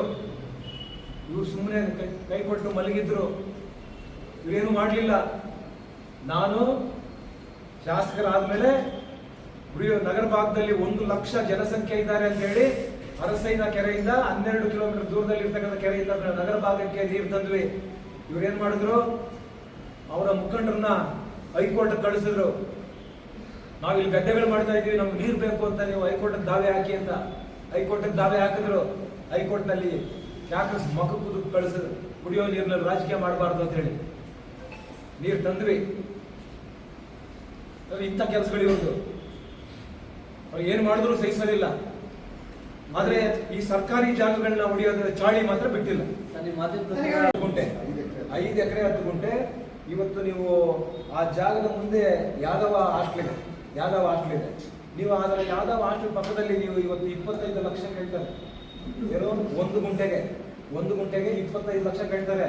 ಇವಾಗ ಅದರ ಪ್ರಕಾರ ಆದ್ರೆ ಇವತ್ತು 52 ಕೋಟಿ ಆಗುತ್ತೆ. ನೀವು ಜಿಲ್ಲಾಧಿಕಾರಿಗಳ ಈ ವರದಿಗಳನ್ನ, ಈ ರಿಪೋರ್ಟ್ಗಳನ್ನ ತರಾತುರಿಯಲ್ಲಿ ನಾವು ನೋಡಿದಾಗ ಇವರ ನಡೆ ಆ ರೀತಿ ಇದೆ. ಯಾರು ದಾಖಲೆಗಳು ಕೊಡೋಕ್ಕಾಗೋದಿಲ್ಲ. ಈಗ ಹಿಂದೆ ಕೊಟ್ಟರೇನು ಕಾಂಗ್ರೆಸ್ನವರು. ಟ್ರಸ್ಟ್ ಸುಧಾಕರ್ ಏನಾದ್ರೂ ಸಂಬಂಧ ಇದೆಯಾ? ಹೌದು, ಈ ಟ್ರಸ್ಟ್ಗೆ ಸಂಬಂಧ ಎಲ್ಲೋ ಒಂದ್ ಕಡೆ. ಈಗ ಇವ್ರದ್ದು ಸ್ವಾಮೀಜಿ ಮಠಕ್ಕೆ 20 ಎಕರೆ ಬೇಕು ಅಂತ ಹೇಳಿದ್ರಲ್ಲ, ಸ್ವಾಮೀಜಿ ಭವನಕ್ಕೆ ಇದು ಮೆಡಿಕಲ್ ಕಾಲೇಜ್ ಮಾಡಬೇಕು ಅಂದ್ರಲ್ಲ. ನಾನು ಅವತ್ತೇ ಹಿಂದೆ ನಮ್ಮ ಕ್ಷೇತ್ರದಲ್ಲೇ ಒಂದು ಸ್ಟೇಟ್ಮೆಂಟ್ ಮಾಡಿದ್ದೆ ನಾನು. ಇದು ಸ್ವಾಮೀಜಿ ಸುಮ್ಮನೆ ಮುಂದೆ ಇಟ್ಕೊಂಡಿರ್ತಕ್ಕಂಥದ್ದು. ಇದು ಕಳೆದ 3 ವರ್ಷದಲ್ಲಿ ಹೊಡೆದಿರ್ತಕ್ಕಂಥ ದುಡ್ಡು ಸುಮಾರು 300-400 ಕೋಟಿ ಬಂಡವಾಳ. ಇವ್ರದೇ ಬಂಡವಾಳ. ಸ್ವಾಮೀಜಿ ಹೆಸರು, ಸ್ವಾಮೀಜಿ ಇದ್ರೆ ಸ್ವಲ್ಪ ಬೇಗ ಆಗ್ಬಿಡ್ತದೆ ಕೆಲಸ ಅಂತ. ಯಾವ ಮಠ ಸರ್? ಸ್ವಾಮೀಜಿ ಮಠ. ಸ್ವಾಮೀಜಿ ಒಕ್ಕಲಿಗರ ಸಮುದಾಯದ ಮಠದಲ್ಲಿ ಸ್ವಾಮೀಜಿಯವರ ಹೆಸರಿಟ್ಕೊಂಡು ಅಲ್ಲೇನೋ ಮಾಡಕ್ ಹೋದ್ರು. ನಾನು ಸ್ವಾಮೀಜಿಗೂ ನಮ್ಗೇನು ವಿರೋಧ ಇಲ್ಲ, ಮಠಕ್ಕೂ ನಮ್ಗೇನು ವಿರೋಧ ಇಲ್ಲ. ಆದ್ರೆ ನೀವು ಕಾನೂನು ಬಾಹಿರವಾಗಿ ಮಾಡ್ಲಿಕ್ಕೆ ಹೋಗ್ತಿರಲ್ಲ, ಅದು ನಮ್ಮ ವಿರೋಧ. ಇವತ್ತು ನೀವು ಬಡಬಗ್ಗರಿಗೆ ಯಾರಾದ್ರೂ ನಮೂನೆ 50ರಲ್ಲಿ, ನಮೂನೆ 53ರಲ್ಲಿ, 57ರಲ್ಲಿ ಯಾರಾದ್ರೂ ಅರ್ಜಿಗಳು ಹಾಕೊಂಡಿದ್ರೆ ನೀವು ಕಾನೂನು ಹೇಳ್ತೀರಾ? ಇದು 3 ಕಿಲೋಮೀಟರ್ 4 ಕಿಲೋಮೀಟರ್ ಪಟ್ಟಣ ಪಂಚಾಯತಿಗೆ ಹತ್ರ ಇದೆ, ನಾವು ಮಾಡಕ್ ಬರೋದಿಲ್ಲ ಅಂತೀರಾ. ನೀವು ನಗರಸಭೆ ವ್ಯಾಪ್ತಿ ಒಳಗಡೆ ಇರ್ತಕ್ಕಂಥದ್ದನ್ನ ಹೆಂಗ್ ಮಾಡ್ತೀರಾ ನೀವು? ಆದ್ರೆ MLA ಕಾನೂನು ಅರಿವಿಲ್ವಾ? ಜಿಲ್ಲಾಧಿಕಾರಿಗಳಿಗೆ ಕಾನೂನು ಅರಿವಿಲ್ವಾ? ಅಲ್ಲೇ ಜಿಲ್ಲಾಧಿಕಾರಿಗಳ ಹಂತದಲ್ಲೇ ಇದನ್ನ ತಿರಸ್ಕಾರ ಮಾಡಬಹುದಾಗಿತ್ತು. ಅಂದ್ರೆ ನೀವು ಶಿಫಾರಸು ಮಾಡ್ತೀರಾ, ಮೇಲಧಿಕಾರಿಗಳಿಗೆ ಸುಳ್ಳು ಹೇಳ್ತೀರಾ, ಉನ್ನತ ಶಿಕ್ಷಣ ಸಚಿವರು ಅಂತ ಹೇಳ್ತೀರಾ, ನಗರಸಭೆ ವ್ಯಾಪ್ತಿ ಒಳಗಡೆ ಇರ್ತಕ್ಕಂಥದ್ದನ್ನ ಹೊರಗಿದೆ ಅಂತ ಹೇಳ್ತೀರಾ. ಟ್ರಸ್ಟ್ ಹಿನ್ನೆಲೆ ಮತ್ತು ಉದ್ದೇಶ ಏನು ಸರ್? ಜಾಗ ಹೊಡಿಬೇಕಷ್ಟೇ. ಏನಾದರೂ ಬೇರೆ ಕಾರ್ಯಗಳನ್ನು ಮಾಡ್ತಾರೆ. ರಾಜಕೀಯ ಗೊತ್ತಿಲ್ಲ, ಚಿಂತಾಮಣಿ ಇತಿಹಾಸ ಗೊತ್ತಿಲ್ಲ. ನಿಮ್ ಇತಿಹಾಸ ಇವು ಹೇಳ್ತಾ ಇದ್ದೀವಲ್ಲ ನಾವು, ನಿಮ್ ಇತಿಹಾಸ ನೀವು ಭೂಗಳ್ರು ಅಂತ ಪ್ರೂವ್ ಮಾಡಿದೀವಲ್ಲ, ನಿಮ್ ಇತಿಹಾಸ ಇದೆಯಲ್ಲ. ಆಮೇಲೆ ನೀವು ನೀವು ಶಾಲಾ ಮಕ್ಕಳಿಗೆ ಮೀಸಲಿಟ್ಟಿರ್ತಕ್ಕಂಥ ಜಾಗವನ್ನ, ಶಾಲಾ ಮಕ್ಕಳಿಗೆ ಮೀಸಲಿಟ್ಟಿರ್ತಕ್ಕಂಥ ಜಾಗವನ್ನ ನೀವು ಒಂದು ಕಡೆ BEO ಆಫೀಸ್ ಇದೆ, ಇನ್ನೊಂದು ಕಡೆ ಸರ್ಕಾರಿ ಪ್ರೌಢಶಾಲಾ ಇದೆ, ಮಧ್ಯದಲ್ಲಿ ನೀವೊಂದು ಸಣ್ಣ ವಿಗ್ರಹ ಇಟ್ಟು, ಆಮೇಲೆ ಸಣ್ಣ ಒಂದು ಗುಡಿ ಕಟ್ಟಿ, ಆಮೇಲೆ ಒಂದು ಆಡಿಟೋರಿಯಂ ಮಾಡಿ, ಅದಕ್ಕೆ ಎರಡು ಬದಿಯಲ್ಲಿ ವಾಣಿಜ್ಯ ಮಳಿಗೆಗಳನ್ನ ಕಟ್ಟಿದ್ದಾರೆ. ನೀವೇನ್ ಖರೀದಿ ಮಾಡಿದ್ರಾ? ನಿಮ್ ತಾತ ಖರೀದಿ ಮಾಡಿದ್ರಾ? ನಿಮ್ಮ ಅಪ್ಪ ಖರೀದಿ ಮಾಡಿದ್ರಾ? ನೀವು ಖರೀದಿ ಮಾಡಿದ್ರಾ? ಈ ಜಿಲ್ಲಾಧಿಕಾರಿಗಳಿಗೆ ಮಾನ ಮರ್ಯಾದೆ ಇಲ್ವಾ? ಸರ್ಕಾರಿ ಜಾಗಗಳನ್ನ ತೆರವುಗೊಳಿಸಬೇಕು ಅಂತ ನೀವು ಅವ್ರ ಗುಲಾಮರಾಗಿದ್ದೀರಲ್ಲ. ಅದಕ್ಕೆ ನಾನು ಹೇಳಿದ್ರು, ಈ ಜಿಲ್ಲಾಧಿಕಾರಿಗಳು ಒಂದು ಕ್ಷಣ ನಿಮಗೆ ಯೋಗ್ಯತೆ ಮಾನ ಮರ್ಯಾದೆ ಇದ್ರೆ ಕೂಡಲೇ ಇಲ್ಲಿಂದ ತೊಲಗಬೇಕು. ಜಿಲ್ಲೆಯಿಂದ ಜಿಲ್ಲೆ ಚೆನ್ನಾಗಿರ್ಬೇಕು ಅಂದ್ರೆ ನೀವು ತೊಲಗಬೇಕು ಅನ್ನುವಂತ ಮಾತನ್ನ ಪದೇ ಪದೇ ಹೇಳ್ತಾ ಇರ್ತಕ್ಕಂಥದ್ದು. ಪ್ರಯತ್ನ ಮಾಡ್ತಾನೆ ಇದ್ದೀನಿ ನಾನು. ಆವತ್ತಿಂದ ಕೂಡ ಇವೆಲ್ಲ ಕೂಡ 50 ವರ್ಷ ರಾಜಕಾರಣ ಮಾಡಿರ್ತಕ್ಕಂಥ ಕುಟುಂಬ ಇದು. ಹೇಗೆ ಏನು ಅನ್ನೋಂತ ಇದನ್ನ ಹಿನ್ನೆಲೆಯಲ್ಲಿ ಕೆದಕೊಂಡು ಹೋದಾಗ ಸರ್ಕಾರಿ ತೋಪಿನಲ್ಲಿ ಶಾಲಾ ಕಾಲೇಜು ನಡೆಸ್ತಾ ಇರ್ತಕ್ಕಂಥದ್ದು, ನೀವು ವಾಸ ಮಾಡ್ತಾ ಇರ್ತಕ್ಕಂಥ ಮನೆ ಬೀಕರಾಬು, ನೀವು ವಾಸ ಮಾಡ್ತಾ ಇದ್ದೀರಲ್ಲ ಮನೆ ಬೀಕರಾಬ್, ಶಾಲಾ ಮಕ್ಕಳಿಗೆ ರಿಸರ್ವ್ ಮಾಡಿರ್ತಕ್ಕಂಥ ಜಾಗದಲ್ಲಿ ವಾಣಿಜ್ಯ ಮಳಿಗೆಗಳು ಕಟ್ಟಿ ಇವತ್ತು 10 ಲಕ್ಷ ಬಾಡಿಗೆ ತಿಂತಾ ಇದ್ದೀರಾ. 3 ಹೊತ್ತು ಊಟ ಮಾಡ್ತಾ ಇರ್ತಕ್ಕಂಥದ್ದು ಪಾಪದ ಹಣದಿಂದ. ನೀವು ಸಮುದಾಯದ ಜಮೀನನ್ನ, ಒಕ್ಕಲಿಗರ ಸಮುದಾಯದ ಜಮೀನನ್ನ ನಿಮ್ಮ ತಾತನ ಹೆಸರಿಟ್ಟು ಕಲ್ಯಾಣ ಮಂಟಪ ಮಾಡಿದಿರಲ್ಲ. ನೀವು ಅಷ್ಟು ಮಾತ್ರ ಅಂಬೇಡ್ಕರ್ ಭವನ ಮಾಡಬೇಕು ಅಂತ ನಿಮ್ಗೆ ಅನಿಸ್ಲಿಲ್ಲ. ಸಮುದಾಯದ ಜಾಗದಲ್ಲಿ ನೀವು ನಿಮ್ಮ ತಾತನ ಹೆಸರಿಟ್ಕೊಂಡು ಆಂಜನೇಯ ರೆಡ್ಡಿ ಕಲ್ಯಾಣ ಮಂಟಪ ಅಂತ ಮಾಡಿದ್ದೀರಾ. ಇದು ನಿಮ್ಮ ಇತಿಹಾಸ. ನಿಮ್ಮ ಇತಿಹಾಸದ ಬಗ್ಗೆ ನನಗೆ ಹೇಳಕ್ ಬರ್ತೀರಾ? ಇದು ಅವ್ರ ಇತಿಹಾಸ. ಸರ್, ಈಗ ಕಾಯ್ತಾ ಇದ್ದೀವಿ, ಅಂತಿಮ ಆದೇಶಕ್ಕೆ ನಾವು ಕಾಯ್ತಾ ಇದ್ದೀವಿ. ಸರ್ಕಾರಿ ಶಾಲೆಯಲ್ಲಿ ಅಂಬೇಡ್ಕರ್ ಏನ್ ಕಾರಣ, ಯಾಕೆ ಅವರು ವಿರೋಧ ಮಾಡಿ? ನಾನೀಗ ಅದನ್ನೇ ಹೇಳಿದ್ದು.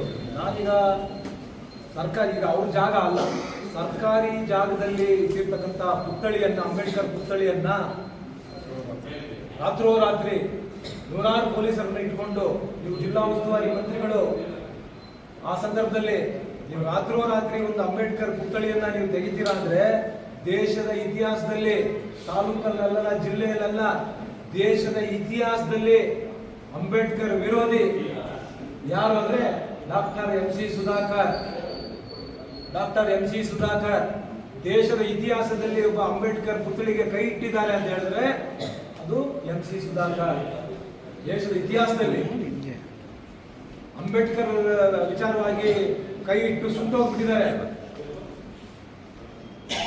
ಆದ್ರೆ ನೀವು ಅಂಬೇಡ್ಕರ್, ಯಾಕಂದ್ರೆ ನೀವು ಖರೀದಿ ಮಾಡಿರೋ ಜಾಗ ಅಲ್ಲ ಅದು. ನಾನು ನಮ್ಮ ಹುಡುಗ ಇಲ್ಲಿ ಬಂದಿದ್ದಾನೆ, ನವೀನ್ ಅಂತೇಳಿ. ಆ ಶಾಲೆಯಲ್ಲಿ ನವೀಕರಣ ಮಾಡೋದಕ್ಕೆ ಸುಮಾರು ₹1 ಕೋಟಿ ವೆಚ್ಚ ಖರ್ಚು ಮಾಡಿ ನವೀಕರಣ ಮಾಡಿ, ನಾವು ಆ ಮಕ್ಕಳಿಗೆ ಒಳ್ಳೇದಾಗಬೇಕು, ಮಕ್ಕಳು ಶಾಲೆ ಒಳಗಡೆ ಬಂದಿದ ತಕ್ಷಣ ಅಂಬೇಡ್ಕರ್ ಪುತ್ಥಳಿಗೆ ಒಂದು ನಮಸ್ಕಾರ ಹಾಕೊಂಡು ಶಾಲೆಯಲ್ಲಿ ಒಳಗೋದ್ರೆ ಅವ್ರು ಒಳ್ಳೇದಾಗುತ್ತೆ ಅನ್ನುವಂಥ ದೃಷ್ಟಿಯಿಂದ ಅಂಬೇಡ್ಕರ್ ಪುತ್ಥಳಿಯನ್ನ ಇಟ್ರೆ, ನೀವು ರಾತ್ರೋರಾತ್ರಿ ನೀವು ಅದನ್ನು ತೆಗೆಸ್ತೀರಾ ಅಂತ ಹೇಳಿದ್ರೆ ನಿಮ್ಮ ಉದ್ದೇಶ ನಮ್ಗೆ ಅರ್ಥ ಆಗಿದೆ. ಆ ಜಾಗವನ್ನು ಕೂಡ ಕಬಳಿಸಬೇಕು ಅನ್ನುವಂಥ ಹುನ್ನಾರ ನಿಮ್ದಿದೆ. ಆ ಜಾಗವನ್ನು ಕೂಡ ಈಗಾಗಲೇ ಅಲ್ಲಿ ಸಾಕ್ಷಿ ಇದೆ, ಕಾಂಪ್ಲೆಕ್ಸ್ಗಳು ಕಟ್ಟಿರೋದು ಅಡ್ವಾನ್ಸ್ ಪೊಸಿಷನ್ ಹಾಕೊಂಡಿದ್ದಾರೆ.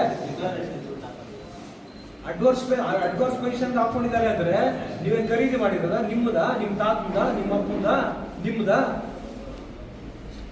ಸರ್ಕಾರಿ ಶಾಲೆ ಅಂಬೇಡ್ಕರ್ ಪುತ್ಥಳಿ, ಈಗ ಅಂಬೇಡ್ಕರ್ ಅವರ ಭಾವಚಿತ್ರಗಳನ್ನ ಪೇಂಟ್ ನಲ್ಲಿ ಮಾಡಿರಲ್ವಾ? ಅದಕ್ಕೆ ಮಾಡಲ್ವಾ? ಯಾರು ಮಾಡೋದಿಲ್ಲ. ಶಾಲಾ ಆವರಣ ಒಳಗಡೆ ಇರ್ತಾರೆ. ಈಗ ನೀವು ಅಂಬೇಡ್ಕರ್ ಭವನ ಇವತ್ತು ಅಲ್ಲಿ ಪ್ರತಿಷ್ಠಾಪನೆ ಮಾಡಿದ್ದಾರೆ, ಪುತ್ಥಳಿ ಇವಾಗ ಅಲ್ಲಿ ಮಾಡೋದಿಲ್ಲ, ಹಾಗಲ್ಲ. ಇವರು ಜಾಗ ಕಬಳಿಸ್ಬೇಕು. ನಾನು ಹೇಳ್ತಕ್ಕಂಥದ್ದು ಇಷ್ಟೇ, ನಿಮ್ಮ ಜಾಗನ ನೀವು ಖರೀದಿ ಮಾಡಿದ್ರ, ನಿಮ್ದಲ್ಲ ಜಾಗ ನಿಮ್ದಲ್ಲ ಅಂದಮೇಲೆ ನೀವು ಶಾಲಾ ಮಕ್ಕಳಿಗೆ ಒಳ್ಳೇದಾಗಬೇಕು ಅಂತ ಅಲ್ಲಿ ಪುತ್ಥಳಿ ಇಟ್ರೆ ನೀವು ರಾತ್ರೋರಾತ್ರಿ ಪುತ್ಥಳಿ ತೆಗೆಸ್ತೀರಲ್ಲ, ನಿಮ್ಗೇನ್ ನೈತಿಕತೆ ಇದೆ? ಅಂಬೇಡ್ಕರ್ ಬಗ್ಗೆ ಮಾತಾಡುವಂತ ನೈತಿಕತೆನೇ ಇಲ್ಲ, ಇವ್ರಿಗೆ ಯೋಗ್ಯತೆನೇ ಇಲ್ಲ. ಸರ್, ಆಗಲೇ ಜಿಲ್ಲಾಧಿಕಾರಿಗಳ ಒಂದು ಫ್ಲೆಕ್ಸ್ ಅನ್ನ ಅಳವಡಿಕೆಯನ್ನು ತೋರಿಸ್ತಿದ್ರೆ ಅದು ಜಿಲ್ಲಾಡಳಿತದ ಕಡೆಯಿಂದನೇ ಹಾಕಿರುವಂತಹ ಫ್ಲೆಕ್ಸ್ ಸರ್ಕಾರಿ ಕಾರ್ಯಕ್ರಮಕ್ಕೆ ಅಥವಾ ಖಾಸಗಿ ವ್ಯಕ್ತಿಗಳು ಹಾಕಿರೋದು? ಯಾಕೆಂದ್ರೆ ಅಧಿಕಾರಿಗಳು ಕೂಡ ಅಭಿಮಾನಿಗಳು ಇರ್ಬೋದಲ್ಲ.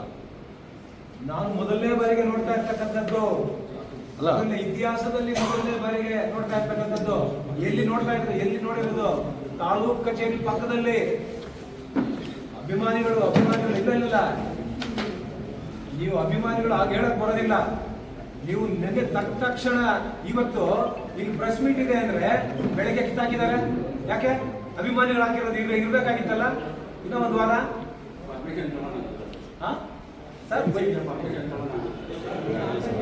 ಸರ್ಕಾರ ಈಗ ಹಿಂದಿನ ಬಿಜೆಪಿ ಸರ್ಕಾರದಲ್ಲಿ ಸಾಮಾನ್ಯ ದೇವೇಗೌಡರು ಅಲ್ಪಸಂಖ್ಯಾತರಿಗೆ 4% ಕೊಟ್ಟಿದ್ರು, ಮೀಸಲಾತಿ ಕೊಟ್ಟಿದ್ರು. ಆ ಮೀಸಲಾತಿಯನ್ನ ಒಂದು ತಿಂಗಳಿದ್ದಂಗೆ ವಾಪಸ್ ತಗೊಂಡ್ರು. ಅದು ಕೂಡ ಒಂದು ಸಮುದಾಯ ನಮ್ಮ ವಿರುದ್ಧವಾಗಿ ಆಗೋದಕ್ಕೆ ಒಂದು ಇದಾಯಿತು. ಎರಡನೇದು, ಭಾರತೀಯ ಜನತಾ ಪಕ್ಷದ ಅಭ್ಯರ್ಥಿಗಳಾಗಿ ಅವರು ಕೂಡ ಸುಮಾರು 21,000 ಓಟ್ ತಗೊಂಡು. ಅದರಲ್ಲಿ ಬಹುತೇಕ, ಯಾಕಂದ್ರೆ ಹಿಂದೆ ನೀವು ನೋಡಿ ಹಿಂದಿನ ಚುನಾವಣೆಗಳಲ್ಲಿ ಎಷ್ಟೆಷ್ಟು ಓಟ್ ಬಂದಿತ್ತು, ಏನಾಗಿತ್ತು ಅನ್ನುವಂಥದ್ದು ನೋಡಿದಾಗ ಸುಮಾರು ಓಟು, ನಮ್ಮ ಓಟು ಕೂಡ ಅದರಲ್ಲಿ ಹೋಯಿತು. ಮೂರನೇದು, ಇವ್ರ ಗ್ಯಾರಂಟಿಗಳ ಪರಿಣಾಮದಿಂದ ನಾವು ಸೋಲುವಂಥದ್ದಕ್ಕೆ ಕಾರಣ ಆಯಿತು. ಅಷ್ಟು ಬಿಟ್ಟರೆ ನನಗೆ ಆ ಕ್ಷೇತ್ರದಲ್ಲಿ ಏನು 10 ವರ್ಷಗಳ ಅಧಿಕಾರದ ಆ ಒಂದು ವಿರುದ್ಧ ಅಲೆ ಇರಲಿಲ್ಲ. ಸೋಲಾಯಿತು. ಬಹುಶಃ ಮುಂದೆ ಒಳ್ಳೆದಾಗುತ್ತೆ. ಆ ಜಾಗ ಯಾರು ಮಾಡಿದ್ದು, ಯಾರು ಆದೇಶ ಮಾಡಿದ್ದು, ಯಾರ ಕಾಲದಲ್ಲಿ ಆಗಿದ್ದು ಪೇಪರ್ ಇದೆ. ನಾನು ಸುಮ್ಮನೆ ಸುಳ್ಳು ಹೇಳೋದಿಲ್ಲ, ಪೇಪರ್ ಇದೆ. ನಮ್ಮ ಕಾಲದಲ್ಲಿ ಆಗಿರ್ತಕ್ಕಂಥದ್ದು ಅದೇ. ಈಗ ಇವ್ರ ಚಾಳಿ ಹೇಗೆ ಅಂದ್ರೆ, ಇವ್ರು ಏನಾದ್ರು ಮಾಡಿದ್ರೆ ನಮ್ಮ ತಾತ ಯೋಚನೆ ಮಾಡಿದ್ದ 50 ವರ್ಷದಿಂದ ಇದು ಮಾಡಬೇಕು ಅಂತ. ನಮ್ಮಪ್ಪ ಯೋಚನೆ ಮಾಡಿದ್ದ ಒಂದು 25 ವರ್ಷದಿಂದ ಮಾಡಬೇಕು ಅಂತ. ನಾನು 2004ರಲ್ಲೇ ಯೋಚನೆ ಮಾಡಿದ್ದೆ ನಾನು ಮಾಡಬೇಕು ಅಂತ. ಇದು ಇವ್ರ ಮಾತುಗಳು. ನೀನು ಮಾಡಿ ತೋರಿಸಿದ್ರೆ, ಆ ಭಕ್ತರಳ್ಳಿ ಅರಸೈಕೆರೆ ನೀರು ನಿಮ್ಮ ಕಾಲದಲ್ಲಿ ಬಂದಿದ್ರೆ ನಾವು ಹೋಗ್ತಾ ಇದ್ವಿ. ಆ ಅಂಬೇಡ್ಕರ್ ಭವನ ನಿಮ್ಮ ಕಾಲದಲ್ಲಿ ಅಲ್ಲಿ ಬಂದಿದ್ರೆ ನಾವು ಹೋಗ್ತಾ ಇದ್ವಿ. ಇವ್ರ ಮನಸ್ಥಿತಿ ಅದಲ್ಲ. ಇವ್ರ ಮನಸ್ಥಿತಿ ನನಗೆ ಗೊತ್ತಿದೆ. ಅಂಬೇಡ್ಕರ್ ಅಂದ್ರೆ ಊರಿನಿಂದ ಹೊರಗಿರ್ಬೇಕು ಅಂತ ಮನಸ್ಥಿತಿ ಇರ್ತಕ್ಕಂಥವ್ರು ಇವರು. ಯಾರೋ ಮಾಡಿದ ಮೇಲೆ ನಮ್ಮ ತಾತ ಯೋಚನೆ ಮಾಡಿದ್ದ, ನಮ್ಮ ಅಪ್ಪ ಯೋಚನೆ ಮಾಡಿದ್ದ, ನಾನು 2004ರಲ್ಲಿ ಯೋಚನೆ ಮಾಡಿದ್ದೆ. 10 ವರ್ಷ ನಿಮಗೂ ಅದೇ ಅವಕಾಶ ಕೊಟ್ಟಿದ್ರು, ಮಾಡಿಲ್ಲ ನೀವು. ನಾವು ತಂದ ಮೇಲೆ ನೀವು ನವೀಕರಣ ಮಾಡಿದ್ದೀರ, ಇಲ್ಲ ಅಂತಿಲ್ಲ. ದೇಶ ರಾಜಕಾರಣದಿಂದಲೇ 2 ಸಾರಿ ಮನೆಯಲ್ಲಿ ಕೂರಿಸಿದ್ರು ಜನ. ಈಗ ಜಿಲ್ಲಾಧಿಕಾರಿ ವಿರುದ್ಧ ಕ್ರಮ ಆಗದೆ ಇದ್ರೆ ಏನ್ ಸರ್ ನಿಮ್ಮ ಮುಂದಿನ ನಡೆ? ಜಿಲ್ಲಾಧಿಕಾರಿ, ನಾನಿವತ್ತು ಮಾನ್ಯ ಮುಖ್ಯಮಂತ್ರಿಗಳು ಕೂಡ ಪತ್ರವನ್ನು ಬರೀತೇವೆ. ಜಿಲ್ಲಾಧಿಕಾರಿಗಳ ವಿರುದ್ಧ ಕ್ರಮ ತಗೊಳ್ಳಿಲ್ಲ ಅಂತ ಹೇಳಿದ್ರೆ ಜಿಲ್ಲಾಧಿಕಾರಿಗಳ ಬಾಗಿಲಲ್ಲಿ ಪ್ರತಿಭಟನೆ ಮಾಡ್ತೇನೆ. ಜಿಲ್ಲಾಧಿಕಾರಿಯ ಬಾಗಿಲಲ್ಲಿ ಕುಂತ್ಕೊಂತೇನೆ. ಇಂಥ ಜಿಲ್ಲಾಧಿಕಾರಿಗಳು ಇರಬಾರ್ದು. ಇತಿಹಾಸ, ನಾನು ಎಷ್ಟೋ ಜಿಲ್ಲಾಧಿಕಾರಿಗಳನ್ನ ನೋಡಿದ್ದೇನೆ, ಬಹಳ ಪ್ರಾಮಾಣಿಕರಿದ್ದಾರೆ, ಪರಿಣಾಮಕಾರಿಯಾಗಿ ನಮ್ಮ ಜಿಲ್ಲೆಯಲ್ಲೇ ಕೆಲಸ ಮಾಡಿದ್ದಾರೆ. ವಿಶಾಲ್ ಅಂತವರು, ಅನಿರುದ್ಧ ಶ್ರವಣ್ ಅಂತವರು, ವೆಂಕಟೇಶ್ ಅಂತವರು, ಎಂತೆಂಥ ಜಿಲ್ಲಾಧಿಕಾರಿಗಳನ್ನ ನೋಡಿದ್ದೀವಿ. ಪ್ರಾಮಾಣಿಕರಿದ್ದಾರೆ, ಪರಿಣಾಮಕಾರಿಯಾಗಿ ಕೆಲಸ ಮಾಡಿದ್ದಾರೆ. ವೆಂಕಟೇಶ್ ಅವರಿದ್ದಾಗ ಆ ಹುಲ್ಲುಬಂದಿ ಕಲಾಪಲ್ಲಿ ಇದು ಸರ್ಕಾರಿ ಜಾಗ ಅಂತ ಹೇಳಿ ಅವರೊಂದು ಆದೇಶ ಕೂಡ ಮಾಡಿದ್ರು. ಇವತ್ತು ಹೈಕೋರ್ಟ್ ಆದೇಶ ಮಾಡಿದೆ, ಇವರೆಲ್ಲರೂ ಕೂಡ ಭೂಗಳ್ಳರು ಮಾರಾಟ ಮಾಡಿದ್ದಾರೆ ಸಾಬೀತಾಗಿದೆ. ಈ ಜಿಲ್ಲಾಧಿಕಾರಿಗಳಿಗೆ ಯೋಗ್ಯತೆ ಇಲ್ಲ. ಅಲ್ಲಿ ಹೋಗಿ ಜಾಗ ನೋಡೋದಕ್ಕೆ ಯಾವ ಜಾಗನೇ ಗೊತ್ತಿಲ್ಲ, ಯಾವ ಜಾಗ ಅಂತ ಗೊತ್ತಿಲ್ಲ ಜಿಲ್ಲಾಧಿಕಾರಿಗಳಿಗೆ. ಚಲ್ಲಾರಾಮ್ ಎನ್ ಕೃಪಲಾನಿ, ಇವನು ಟ್ರಸ್ಟ್ ನ ಅಧ್ಯಕ್ಷ. ಇನ್ನು ಯಾರ್ಯಾರು ಮೆಂಬರ್ಸ್ ಇದ್ದಾರೆ ಅದರಲ್ಲಿ. ಇವರು ಲಾಭರಹಿತವಾಗಿ ಮಾಡಿರ್ತಕ್ಕಂಥದ್ದು. ಯಾಕಂದ್ರೆ ನೀವು ಯಾರು ನೋಡಿಲ್ಲ, ಯಾರು ಜಿಲ್ಲೆಯಲ್ಲಿ ನಮ್ಮ ತಾಲೂಕಲ್ಲಿ ಜಿಲ್ಲೆಯಲ್ಲಿ ಯಾರು ನೋಟ್ ಬುಕ್ಸ್ ಕೊಟ್ಟಿರೋದು ನೀವು ನೋಡಿಲ್ಲ, ಯಾರು ಪೆನ್ನು ಪೆನ್ಸಿಲ್ ಕೊಟ್ಟಿರೋದು ಮಕ್ಕಳಿಗೆ ನೋಡಿಲ್ಲ, ಯಾರು ಹೆಲ್ತ್ ಕ್ಯಾಂಪ್ಗಳು ಮಾಡಿರೋದು ನೀವು ನೋಡಿಲ್ಲ. ಆ ಪಾಪ ಇವ್ರು ಯಾರೋ ಲಾಭರಹಿತವಾಗಿ ಮಾಡ್ತಕ್ಕಂಥ ಆ ಸೇವೆ ಮಾಡ್ತಕ್ಕಂಥವ್ನು ಯಾರನ್ನ ಹಿಡ್ಕೊಂಡ್ ಬಂದ್ಬಿಟ್ಟವ್ರೆ. ಇವರಿಗೆ ಈ ತರ ನಮ್ಮ ಜಿಲ್ಲೆಯಲ್ಲೇ ನಮ್ಮ ತಾಲೂಕಲ್ಲೇ ಲಕ್ಷಾಂತರ ಜನ ಇದ್ದಾರೆ. ಮಕ್ಕಳಿಗೆ ನೋಟ್ ಬುಕ್ಸ್ ಕೊಡೋದು, ಪೆನ್ನು ಪೆನ್ಸಿಲ್ ಕೊಡೋದು, ಅವ್ರ ಫೀಸ್ಗಳು ಕೊಡೋದು, ಸಮವಸ್ತ್ರ ಕೊಡೋದು, ಹೆಲ್ತ್ ಕ್ಯಾಂಪ್ಗಳು ಮಾಡ್ತಕ್ಕಂಥದ್ದು, ಆಪರೇಷನ್ ಮಾಡಿಸ್ತಕ್ಕಂಥದ್ದು ನಮ್ಮ ಜಿಲ್ಲೆಯಲ್ಲಿ ನೀವು ನೋಡಿಲ್ವಾ?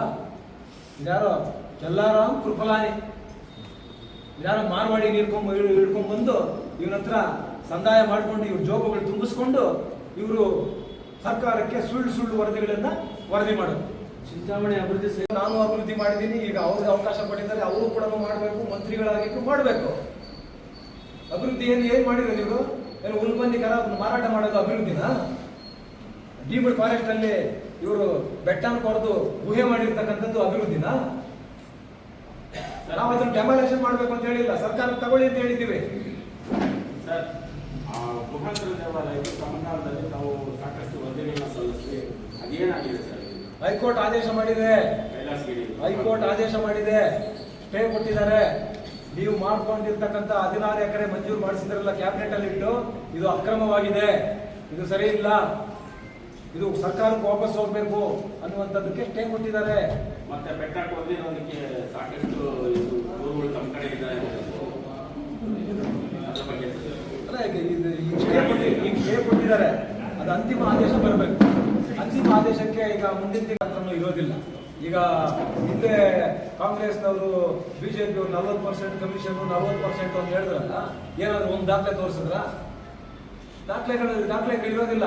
ಇವರ ನಡೆ ಅಂದ್ರೆ ಇವರು ನಗರಸಭೆ ಸರಹದ್ದಿನಿಂದ ಹೊರಗಿದೆ, ನಗರಸಭೆ ಸರಹದ್ದಿನಿಂದ ಹೊರಗಿದೆ ಅನ್ನುವಂತ ಪತ್ರ ಬರೀತಾರಲ್ಲ ಮೇಲಧಿಕಾರಿಗಳಿಗೆ, ಆದ್ರೆ ನಾವು PWD ಇಲಾಖೆಯಿಂದ ಅದನ್ನ ಡೀಟೇಲ್ಸ್ ತಗೊಂಡಾಗ ನಗರಸಭೆ ಸರಹದ್ದಿನ ಒಳಗಿದೆ ಅನ್ನುವಂತ ಮಾಹಿತಿ ಕೊಟ್ಟಾಗ ಏನನ್ಬೇಕು? ಪ್ರಾಪರ್ಟಿ ಬೆಲೆ 50 ಕೋಟಿ, ನೀವು 25 ಕೋಟಿಗೆ ನೀವೆಲ್ಲರೂ ಸೇರಿ ಯಾಕೆ ಮಾಡಿರಬಾರ್ದು? ಇವರ ನಡೆ ಹೇಳುತ್ತೆ, ಸಾಕ್ಷಿಗಳು ಯಾರು ಕೊಡಕ್ಕಾಗೋದಿಲ್ಲ. ಇವರ ನಡೆ ನಿಮ್ ಜಾಗ ಆದ್ರೆ ನೀವು ಆ ಥರ ಮಾತಾಡಿ, ನಿಮ್ ಜಾಗ ಅಲ್ವಲ್ಲ, ಸರ್ಕಾರಿ ಜಾಗದಲ್ಲಿ. ಈಗ ಇವಾಗ ಇವ್ರು ಯಾರು ಹಿಡ್ಕೊಂಡ್ ಬಂದ್ರಲ್ಲ ಸೇವೆ ಮಾಡ್ತೀವಿ ಅಂತ, ಇಂಥ ಸೇವೆ ಮಾಡೋರು ನಮ್ಮ ತಾಲೂಕಲ್ಲಿ ಇದ್ದಾರೆ, ಜಿಲ್ಲೆಯಲ್ಲಿದ್ದಾರೆ, ರಾಜ್ಯದಲ್ಲಿದ್ದಾರೆ. ಇಂಥ ಸೇವೆ ಮಾಡೋರು ಯಾರು ಲಾಭರಹಿತವಾಗಿ ಮಾಡ್ತಕ್ಕಂಥ ಸಂಸ್ಥೆನಂತೆ, ಲಾಭರಹಿತವಾಗಿ ಇವನಿಗೆ 50 ಕೋಟಿ ರೂಪಾಯಿ ಪ್ರಾಪರ್ಟಿ 25 ಕೋಟಿ ಸಿಕ್ಕಿದ್ರೆ ಯಾಕೆ ಮಾಡಲ್ಲ? ಲಾಭರಹಿತವಾಗಿ. ಈಗ ಸರ್ಕಾರಿ ಶಾಲೆಗೆ ಚಿಕ್ಕಬಳ್ಳಾಪುರ ಜಿಲ್ಲೆ ರಚನೆ ಮಾಡಿ ಇವತ್ತಿಗೆ 20 ವರ್ಷಗಳು ಕಳೆದಿದೆ. ಹಾಗಾಗಿ ಕುಮಾರಣ್ಣವರಿಗೆ ಈ ಸಂದರ್ಭದಲ್ಲಿ ವಿಶೇಷವಾಗಿ ಅಭಿನಂದನೆಗಳನ್ನು ಸಲ್ಲಿಸಿಕೊಳ್ಳಲು ಬಯಸ್ತಾರೆ. ಅವರು ಕೂಡ ಸುಪ್ರೀಂ ಕೋರ್ಟ್ ಹೋಗಿದ್ದಾರೆ, ಇನ್ನೂ ಬೆಂಚಿಗೆ ಬಂದಿಲ್ಲ. ಬಂದಾಗ ನಾವು ಕೂಡ ನಮ್ಮ ಅಧಿಕಾರಿಗಳು ಹೋಗಿ ವಾದ ಮಾಡ್ತಾರೆ. ಕೇಳ್ಬೋದು, ಏನು ಸಿಕ್ಕದವ್ರಿಗೆಲ್ಲ ರೆಕಮೆಂಡ್ ಮಾಡಿ ಕಳ್ಸೋದು. ಕಾನೂನು ಬಾಹಿರವಾಗಿ ಆಗಿಲ್ಲ, ಅಷ್ಟೇ ಅಲ್ಲ ಸರ್. ಹಾಗೆ ಇತಿಹಾಸದಲ್ಲಿ ಮೊದಲನೇ ಬಾರಿಗೆ ಒಬ್ಬ